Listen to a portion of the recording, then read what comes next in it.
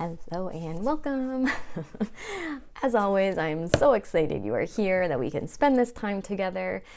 My name is Amy. On this channel, it's all things higher self, spirit guide, oracle cards, tarot cards, Reiki, crystals, all the things so we can really start receiving those messages to live our most aligned life intuitively. So welcome. Today is all about cards.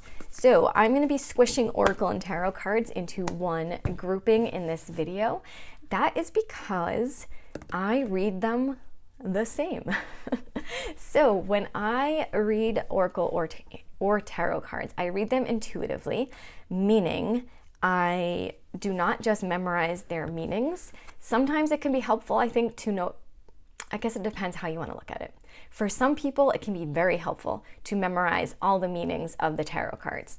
And for some people, like myself, sometimes knowing the meanings can trip me up a little, and then it's harder for the channeled information or the guided information to flow through. So if you are a super newbie and you want to read tarot and you're like, oh my God, I don't know what any of them mean, that's not always a bad thing. It might be nice knowing like a general thing, like, okay, cups kind of mean emotions, or like with the sword, something's happening fast. So sometimes it can be nice having like a general overview, like for me, if I see water, that means something with emotions. There's certain symbols, I think, that can be helpful, but it's more the symbols, I think, that are helpful than the actual meanings. So why do we even do this? Besides, it's fun. Using oracle or tarot cards, in my opinion, is a beautiful way to receive messages from your spirit team, your spirit guides, your higher self, ancestors, past loved ones, angels, all the things, all the energies that are supporting you. They are a great way to receive messages when you can't just tap in automatically, receive that beautiful message either by seeing it in your mind's eye or hearing it or knowing it. This is a great way, similar to a pendulum, where seeing is believing. It shows you the pictures. You get something to go off of. So you're able to get that guidance a little more easily because there's something to look at. There's something in like 3D physical form to focus on. And then from that, you can see what you're guided to and you can pull out the message for you. So let's do a little example. So when I am using, this deck is really neat, by the way, the Light Seers Tarot. When I am using an tarot or oracle deck or any spiritual tool, I would call this like a training wheel. So this is really a helpful, awesome way to practice receiving more messages, receiving more guidance, and practicing the skills to unlock more of your psychic abilities. All of that in one. And you get guidance at the same time. And it's super fun, or it can be. I personally recommend connecting in with your higher self when you are pulling cards. I find people feel a lot safer. There's a lot less fear when they're connecting with their higher self because it is their own energy that just has kind of that more higher vantage point, that more all-knowing kind of energy. So I'm just going to shuffle these and I am going to set the intention. Okay, I'm connecting with my higher self. Let's get a message for all of us. Okay, we're going to get a message for all of us. So I'm connecting with my higher self. I would just be saying this in my head, but I'm going to say it out loud for you. I'm connecting with my higher self, and I'm wondering, what message are we meant to know today? Super easy, super easy. When I first started using my tarot and oracle cards, I thought of it as my personalized spiritual curriculum. So because I at the time could not receive messages just by sitting in meditation, or in my head or in my mind's eye, whatever. So the cards for me were supporting me to get the guidance to get on my most aligned life path over and over and over and over again. So every morning I would pull cards. It could be one deck, it could be like one card from 5 different decks, whatever. I used my pendulum to figure out which decks wanted to come out that day. Usually the same deck or decks would stay for a period of time. And then kind of like once that phase was kind of done and there was time for a new phase, maybe new decks would want to come out to support me. So here we go. Let's see what we get. I'm just going to feel into how... Okay, so I'm getting just one card. This is it. Strength. Okay, so what I would do... Again, what's going on with my hair? What I would do is I would look at this and I would see, okay, does something stick out to me? Is there a number that sticks out to me? Is there a part of the picture? Is there a color? What is sticking out to me in the picture? And that, like, what am I being guided towards?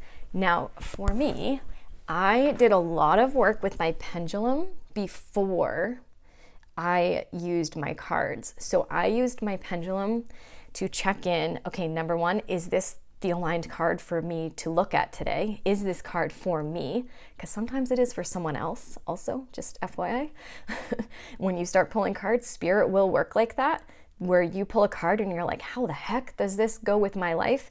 It might not. It might be for someone who you're going to talk to that day. So just keep in mind, not all cards are for you. Or it also might just be a card that needs to stay out for a while.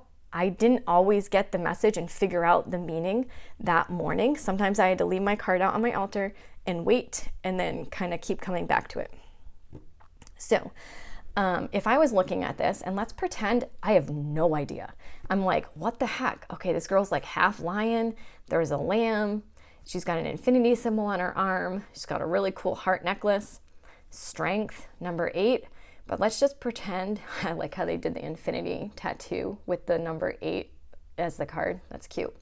But let's pretend I'm like, I don't have a clue. I have no idea how this relates to my life. If that happened to me, first what I would do is I would check in. Is it aligned for me to look at the guidebook? It's funny. If you ever watch me, I use body testing, like to get my yes or no, not my pendulum. So if you ever see me shifting one way, it's my body testing. So I'm getting we're not supposed to look at the guidebook. However, if you got a yes to look at the guidebook, and I only open the guidebook if I got a yes, because sometimes I was meant to look at the guidebook to kind of get that an extra jumping off point where you could read through it, kind of skim and see what pieces kind of pop out to you, or see which pieces maybe give you goosebumps, or what pieces are you like, whoa, that really goes with my life right now. But if I got a no, I would not look at the guidebook. I would continue looking at the picture. I would ask for the connection to strengthen. I would ask for, please show me which part of this I'm supposed to look at. Or I would just start asking questions. It was just 808. That's so perfect with this card. I would start asking questions. So I would ask something like, okay, I'm noticing that necklace is really standing out to me. Is there a message about that necklace? So I get a yes. And I would do this with my pendulum when I first started. So I'd be sitting there with my pendulum and I just got a yes. So this necklace feels really important. But I'd be like, okay, why? Well, it's like, it is reminding me of like root chakra colors. Is it something about that? I do get a yes for that. So it does feel like, okay, strength. So I'm like root chakra, but it's also the shape of a heart. So I'd be like, is the heart important? No. So the shape of the necklace isn't important.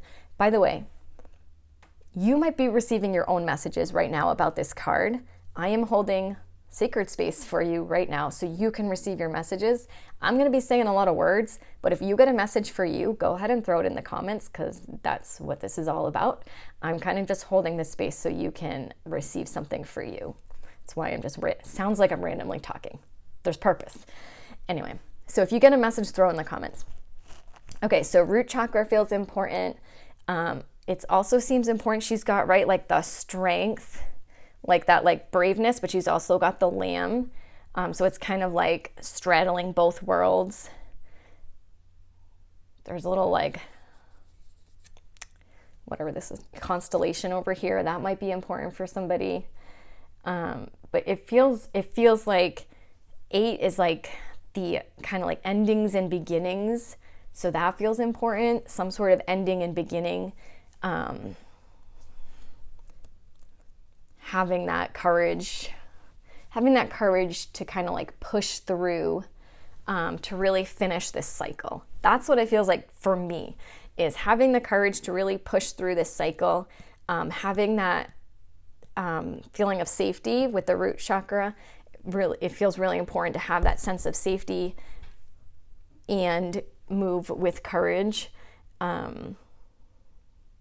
This feels a little like inner childy to me too, like taking care of your inner child while you're also like making these big like badass decisions.